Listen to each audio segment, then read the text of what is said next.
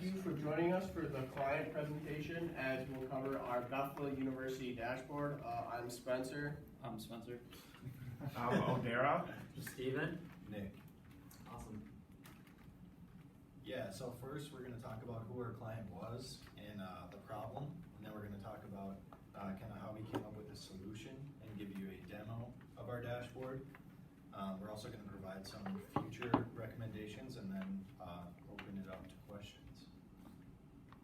Yeah, so like our client is obviously Bethel University, but getting more specific, it's like Bethel Business Department and Bethel Marketing Department. Yeah, so in our goal obviously would be that this dashboard we made specifically for the business department, but could be something that would be dispersed into all departments at Bethel. So this is just a model for the business department. So with the problem, which isn't a huge problem, but it is something that the business department has been looking at. They want to have a central location to be able to track useful analytical metrics for the specific department and the faculty. So for example, the econ and finance department major was cut from from the business program, right? It would have been helpful, and we've talked with the client with this many times, it would have been helpful to be able to track that data over time throughout the years instead of just it getting cut last year and it not being being able to articulate why it was being cut, instead of saying, hey, the metrics are the metrics on the major are going down, we need to either make changes or just cut the major. That would have been helpful in the process. So to prevent that from happening again, and amongst other factors that could be helpful, having a dashboard, the dashboard can come in great use for that. Yeah, well, Odie introduced that perfectly. So basically, with their problem being that there's not a great place for, there's not a hub for information for each department. So faculty, staff, the school in general just kind of feels in the dark. And so we wanted to create, we think their best solution is having an aggregated place for information, creating a dashboard for each department, maybe multiple dashboards for each department. We see a dashboard as being a story for how the department is doing, which is a great little metaphor that Odie created for us. But we want to make sure that each department understands the story of how they're performing so that they can adapt that story as they see best fit. We want to make sure that everybody has access to that story so that they can be a part of it and also make sure that they're doing their role. So this is the process that we took to get to this place. So first we started out with research. We wanted to make sure that the platform that we were using was most optimal for Bethel University.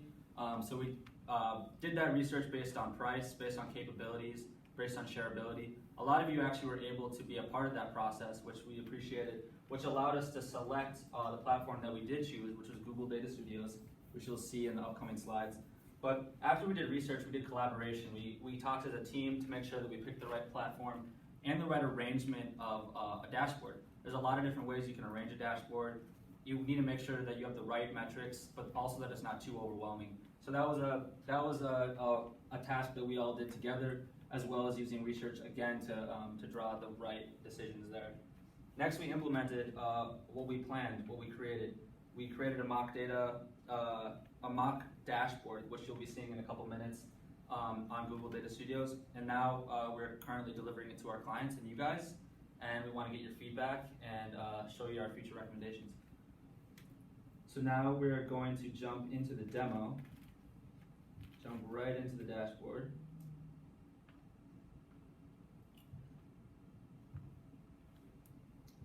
All right, so this is the home page of the dashboard. So for the Business Bethel department, we imagine this would be the first landing page when you open up the dashboard. So you can see a number of metrics right off the top, each one labeled at the top for what it represents. So we have enrollment by emphasis, so we can see how each emphasis is doing in terms of the numbers based on the years, who's grown the most. The analytics department really grew a lot, that's pretty impressive. MFT scores, we want to make sure that we're seeing not only enrollment, but also how each emphasis is performing. So that's on a yearly basis as well, based on emphasis. We have total enrollment. If you want to talk about that, Spencer. Yeah, so total enrollment, as we can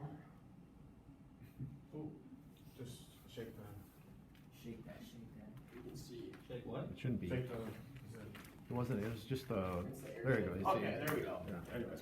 All right, so as you can see here in this representation, as we're going through the years, we kind of see a decrease in enrollment. However, not a bad thing for the business department, because we can see that there's a steady increase over this time of business enrollment. So that's good for the program, right? You might kind of panic as a school and say, oh my gosh, we're losing enrollment. And the business department might be like, oh, what are we gonna do? What are we gonna do? How can we react? You know, we might react by cutting a program or cutting professors. However, as we can easily see here, like that's not what we need. We need to look at, okay, we're actually growing as a business department. So rather than maybe doing what the rest of the school is and cutting stuff, we need to add stuff to account for all these other people. And then yeah, Stephen talked about the MFT scores by emphasis. Here was a nice little graph, real easy to see, really easy to understand. We were able to kind of lock in on the scores.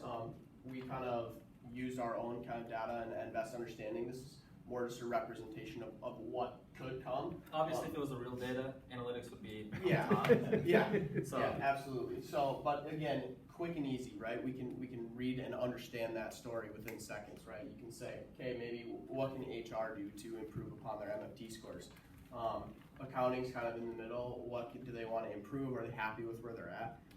We really like the ability of how easy it is to understand those stories quickly. And we also thought that it'd be really useful, since MFT scores are available to most people. I know faculty, they can get access. We could also, if we were given that access, we could compare our scores to other schools, and we could have this compared to St. Thomas or this compared to any which school that we would desire, which is just really powerful. And I think Spencer talked really, this is powerful because in a times of where Bethel is struggling, we don't want to lose funding for the business department. We don't want to be losing faculty if we're performing well. So not only is this usable or really, really important to have for faculty just in terms of tracking their performance, but they can show this provost, they can show this to like higher ups at Bethel to show, hey, Bethel business department is doing really well. And also, all of these metrics can be filtered out by year, by different dates to change that out. Yeah, and then also for like going off of these, which are categorized by the year, we found it's pretty easy through Google Data Studios if they went into the data later on. So say we go to 2021 now and we have the data for 2021. You can actually just click right on the graph, click edit data. You'll go into your Google Sheet, which Bethel is very familiar with using all their Google. You'll just select refresh sheet and it'll pop that one right in. Or you'll just drag in year 2021 right into the graph and it'll pop up just like that. We really liked that feature of how easy it was to go in and edit a graph. It's not like, okay, we're gonna have to make a whole new graph for a whole new year. So if you ended up having 30 graphs, you're not gonna have to stop and remake all of them. You can just quickly add on and the graphs will adapt. And that's the other thing. To show that Google is capable for just transferring data into Google Data Studio, we made sure that all the data we used was done on Google Sheets, just to show that, or Google, yeah, cool sheets. yeah, Google Sheets. Yeah, so Google Sheets is fully capable of being able to run on Google Data Studios. We have a few other things to say about Google Data Studios. We'll get that to the end. But moving on to just some of the other widgets here. So in terms of costs and budget, we were given some cost data that wasn't really usable. So we kind of just made up our own stuff. We don't know what your budget really is made up of, but we thought that a pie chart would be an easy way to represent it. I know that Jacobs is probably rolling in his grave. Or not rolling in his grave, rolling in his bed. Wow. Steve. You're gonna have to edit the video on that part. But we think that would be a great way to show budget, see where budget's going, and then we could also be tracking budget and seeing if we're on pace. And we can do that in a number of similar fashions. And then here we have this is more about employment post-graduation. And this is really useful for students, we thought, but also for alumni, for people that are interested in being donors, showing where emphases are lining up in terms of compensation or just employment in your desired field. As you can see, employment's really high for analytics. No shock there. Yeah, going off of that could be valuable for students. It could also be valuable for teachers or any sort of marketing that Bethel does. when you go in and create the dashboards, you can determine like who can see what. So we can say, we want them to be able to see this, we want them to be able to see total grad, maybe we can determine what they can and can't see. So then we have maybe a business, they would maybe love to see this because students want to see where other kids are going. But they don't need to see what the business department spending is.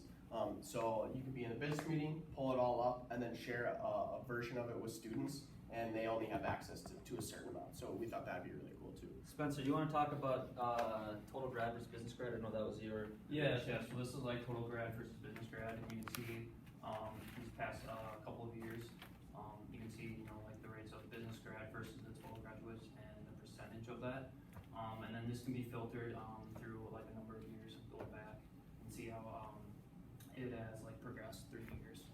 Awesome. And then lastly, we didn't touch on these. Google Data Studios has a cool scorecard tracker that can be updated in real time. I don't know how possible it is to track GPA in real time, or if that's even really a worthwhile metric, but it can be updated. So if there's a way to aggregate all of Bethel's students' GPAs, track that, see where we're performing in terms of all their curriculum. But then right here we have it just on their business core classes curriculum, so we can see how they're doing in terms of that as well, which would reflect really well on graduations and just performance in general.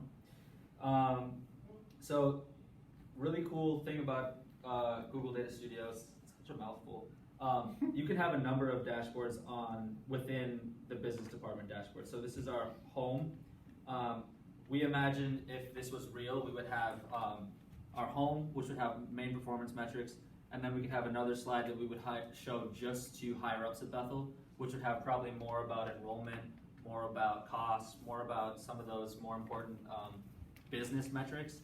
But we also thought it would be good to have like a course evaluation or course performance tab.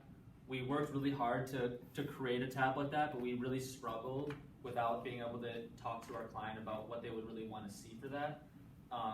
And we also talked about how for course eval, it's not really quantitative. The responses are a little bit more qualitative. So maybe if we made a transition into making course evals more quantifiable, that could be helpful. But we did create a second page for internships, which I know a lady that works in the department that would find this really useful. But I think this would also be useful for students, for advisors. If you want to get an internship next fall, you go to this tab after when you're meeting with your advisor and you can see. So we have, first right off the bat, just internships by company over the years. So you can see how many we've had at each company. This can be helpful for a student who wants to work at XYZ company. But we also have an alumni network tab where we aggregated all of our alumni based by company. And then, someone goes to Lila and says, "Hey, I really want to work at Deloitte."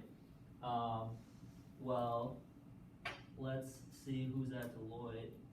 Oh wait, that's not There's an owner.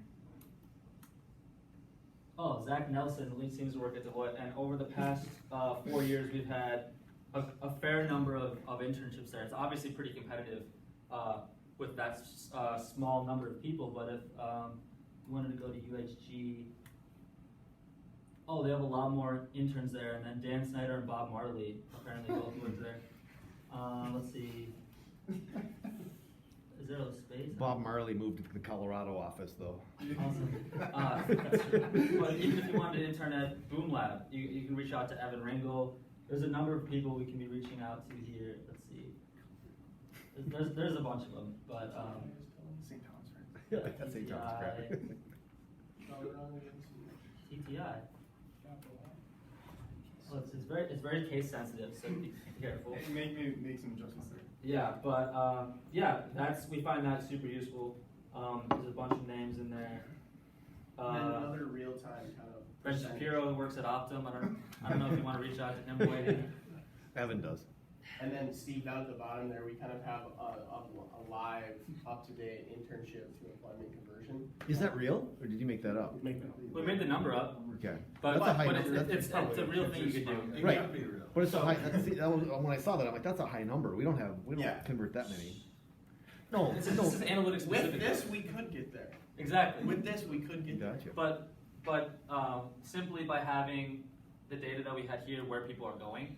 It's just another column, how many people got it, yes, no. Well, what's really intriguing about this, because we kind of talked about internship, like I mean, some students are looking for an internship that has a higher potential to be a full-time job Yeah. versus the internship that they just suck you dry every summer and, you know, and love it, right? I mean, so it'd be interesting to kind of have even like a checkbox that says, well, give me the top internships that seem to convert to full-time Yeah. jobs. Right, yeah, we could easily add a conversion here, next to each company, internship, and then next Right. to the number of conversion. Yeah. And then you would go and you'd be. You could just sort by that Sort and by look for the conversion. ones that are highest conversion. Yeah. Exactly.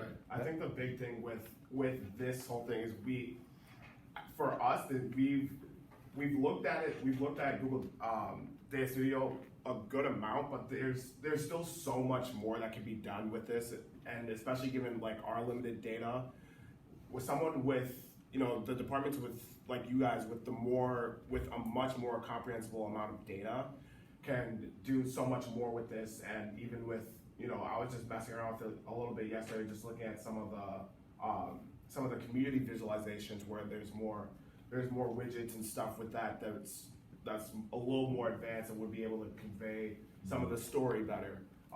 But yeah, there's so many capabilities with this The software. capabilities are super high. It's similar to Salesforce, where you can add like third-party widgets. You can do that as well with Google Data Studios. Mhm. A lot of that requires really intense data, which since we were making stuff up on Google Sheets, a little bit harder for us to use those widgets. But the capabilities are there, so if you have someone from the department, I think there's someone in the business department that knows data pretty well. He could help the department dashboard and make sure that everything's syncing up well, but the capabilities are really high. So in terms of the demo, that's the most of what we had in terms of real information, but as you can see, there's a lot of capabilities, a lot of options.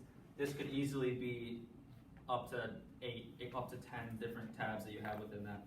So we're gonna slide back over to the presentation. Talk about future recommendations. Yeah, so future recommendations. So Google Data Studios was definitely a viable option. However, after using the software to create the dashboard for hours Last couple weeks. We think that Tableau might have been more user-friendly from using Tableau. We were saying today that Google Data Studios marketing department did a really good job. You have this free tool, and we were saying that it is a good option for Bethel going forward to say, hey, we want to try this out. We want to get into it, and we don't want to spend a lot of money. Sure, definitely go with the Google Data Studios, because as we can see, it is definitely capable of harnessing what we need. Yes. However, we think when you get into huge sheets and very large sets of data, maybe something like Tableau might be a little more user-friendly. It was very data sensitive. You have one piece of data out of order, and the whole thing wouldn't work. Where Tableau can kind of say, oh, I see what you're trying to do, Yep. and fix it for you. And like Google Data Studios would let you do whatever you wanted to try and do, even though it knew it wouldn't work. So, you have a data set. Well, I want to make a line chart. Even though the data doesn't allow for that, and it knows it doesn't allow for that, it'll let you try for 30 minutes because we tried. For 30 minutes. And where Tableau might recommend like, hey, let's use this instead. But again, Tableau costs money, and Bethel might not be sure this is the route they want to go. So we definitely think start with the Google Data Studios, and then maybe move to something a little more expensive after you know that this is beneficial and it's going to pay off. Right. Once Google Data Studio shows it's worthwhile, then we can probably get the funding for Tableau. Yeah. Right, and the then- upside of that is, so Google Data Studios is a very good experimental software, we decided. But if you decide that you want to switch to something more expensive like Tableau, all of your tables are super convertible, and it would be pretty easy to build if you had, clean tables and data already. Yeah, and then again, off that clean data comment, like clean / metric focused data is also helpful. We had some sheets of data that were great, and I could read them on Excel or Google Sheets, but they would not convert. We found that Google Data Studio wants all data arranged horizontally or vertically. It does not want it horizontally. And a lot of the data that we had received from Bethel was horizontal, so we had to flip everything and get everything in the right columns. So that was kind of annoying from their fact where we know Tableau would just understand it and you could say that this data is moving in this direction. Also, we noticed a lot of difference in variables from Bethel. There was numeric, and there was non-numeric data, and there was percentages and all this kind of stuff. Google Data Studios didn't handle that very well. It wanted everything the same. There was only one selection of, hey, we're going to use numeric in this chart. So that was a little difficult to work with, but if you knew that going in, you could collect the right data and make the Standardize it. Yeah. So those would be our recommendations, but ultimately, I think it'd be a great idea for Bethel to jump into this and try this with Google Data Studios. Yeah, we definitely think, this isn't to say that we don't think it's a good option, we just think long-term, and if we can afford it, putting our money where it counts would be worthwhile. So that's all we have in terms of presentation, but we wanted to thank you and now take some questions, some praises, whatever you guys have. Questions? Pushbacks. Pushbacks, I'm Yeah. sure there's pushbacks. Well, the pushback I'd have is why did you come up with a business GPA lower than your other GPA? Almost all of my advisees, their business GPA is higher than their other GPA. Yeah, we weren't really sure how that would work. We talked about that. We for Did talked you like really? about half it for an a while. hour. That was another half an hour discussion. Yeah, it was wild, 'cause you're like, I said that, and I was like. He said that, I was the one who Does said that it should make be lower. My rationale was, I agree with you. at least in my opinion, like my general classes are GPA boosters, Oh. like ICA, well-being. Yeah. Sure, some of the tags like the P-tag and stuff, but like in my opinion, if I was an analytics and finance major, which I was marketing, so I have a little bit more leeway, but you may have a lot more issues with like data and forecasting and programming than you may have had with than you may have had with well-being or those. Yeah. So maybe I use my own judgment. That'd be interesting to see. That would be cool though, And that's, too. you could be able to You look at could that. do the different dashboards for each department Yeah, and then yeah. have a generals to business department for each one and see like, oh, we can see that the accounting major is way harder Yeah. for accounting majors compared to their gen eds, but the marketing is way easier. So Be like, entrepreneurship is the hardest major. I mean, not entrepreneurship. Marketing is the hardest major, and Right. you know what I mean. Yeah. but that'd be something really cool to see. Yeah, because to you guys' point, like you can choose which classes you take for your tags and like your professors for gen ed classes for the business class. Like it's pretty set, and I at least would say it's more difficult than, like to Steve's point, than my generals classes. Can you share both the Google Sheet and the Google Data Studio with, for sure, myself and LeMay? So, because it sounds like yeah, you, for sure. like So the the data data- I gave you, you had to wrangle that more than I Yeah. would have thought you would have had to. Yeah. If I'm being honest, we didn't use, I don't think, any of your data. Really? Yeah. Just the way it was formatted. I would have yeah. thought you could have reformatted it the other way. So but- we took it into consideration when we made our other data. Gotcha. So when it came down to like enrollment, Yeah, because some of your data looked like it was, looked good. yeah. So you gave us enrollment data, but because it was by major and not emphasis, we had business, and then we had business, Oh, you know what I mean? yep, yep, So we wanted to make it more comprehensive by emphasis, which you didn't have, which is understandable.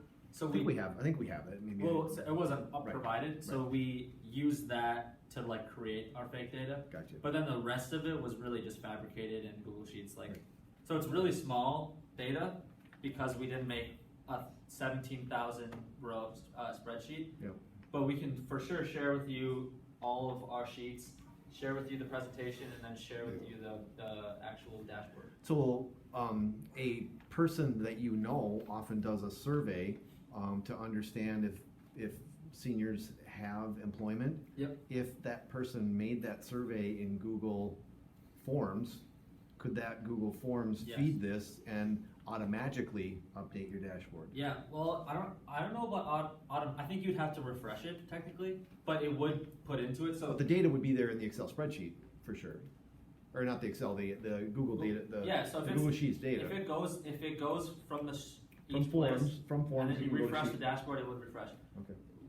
With the dashboard when we were making it, the data retrieval was super. I mean, The besides lag the time was lag, crazy. besides the lag, you had endless options because it had all of Google's services. So it had AdWord, it had everything that you right. could pull data from. But So if- we could have pulled right from the form. We wouldn't even need to put it into a spreadsheet. But if there was a Google form and 10 of you submitted your Google form tonight, and then I came to the website tomorrow, You'd have to go in and refresh it. you'd still have to go into Google Data Studio and refresh it. Well, So but it would just be a refresh like it's not like it's a big thing. You just would say refresh data, You click the one button, it just says refresh dashboard, boom, and then everything's. and then it would have the updated numbers. But someone's gonna have to do that. It's not quite live. Is it like me, some is of it, the is it me, the user, or is it someone that manages the dashboard? Well, that if has you're to- the user, you're viewing it just as if you. And- We didn't look at it from like a view only or edit and then view only option. So maybe there's restrictions, but I doubt it. I wonder too, like, you weren't able to find it, but I wonder if there is an auto refresh. Right, I it seems would crazy assume there it seems is crazy an that that auto wouldn't refresh. happen, like, Mm, if there's it's 10 got- more it's people, gotta that it be. wouldn't just automatically. Yeah. Yeah. But even if there wasn't, an It's easy easy. practice is, hey, whenever you open the dashboard, you refresh immediately. That should be the first It's thing. one click, and do it on an HP computer, not Mac. Yeah. Oh, really? That is Valid. one Yeah. recommendation. Oh, that you yeah. should Didn't do. like my Mac. It was didn't like my lagging data. so bad for them, and they're like It was- super upset, and I showed up with my computer, and it was like. Spencer was just cranking, and that was It's not like, yeah, it was bad. Weird, I don't know So- why, cause it's a cloud, it's Yeah, cloud, it it's in the didn't make cloud. any sense, Why does but- it, why I does the don't know. platform matter? They were- It might just be a computer problem. Hmm. Maybe this is just a testament to how bad Apple is. Yeah. And then probably using huge sets of data, you might have to change. You might have to change it a little bit to be able to format it to be formatted in Google Sheets, because I know like I was trying to use the data set to see like, oh, maybe we can put this into it a little bit, and it said there's way too many variables, or there's way too many points. So handling huge sets of data might be slightly an issue, but shouldn't be too much if you can transform it. Alright, let's give him a hand.